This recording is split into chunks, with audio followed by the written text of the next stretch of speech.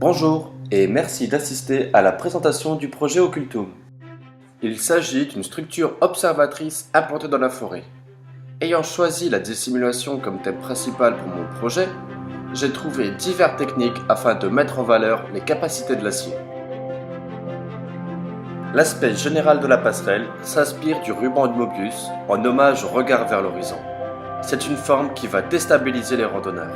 Ils vont retomber sur leurs pas sans s'en rendre compte.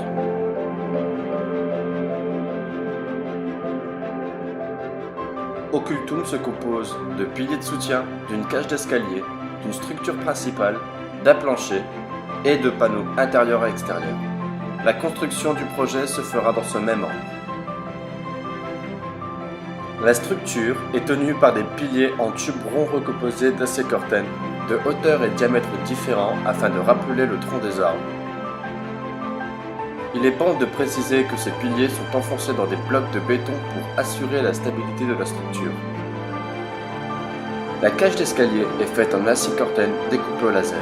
Avec un graphisme simple, elle crée un ajournement et renvoie vers la texture de l'écorce des arbres.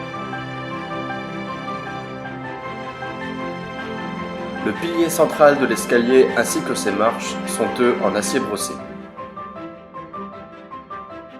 Le plancher est en acier perforé et crée la même ambiance que celle sous le feuillage d'un arbre.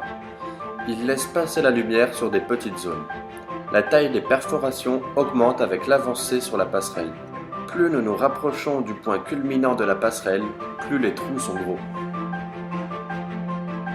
La structure est en tube rond ou carré d'acier brossé. Ils sont soudés et créent des modules qui s'emboîtent facilement au moment de l'assemblage. Le garde-corps est en deux parties. Des panneaux extérieurs en polymiroir qui reflètent le paysage environnant et des panneaux intérieurs en acier brossé. La hauteur du garde-corps varie pour inciter le randonneur à regarder vers un autre infini, le ciel.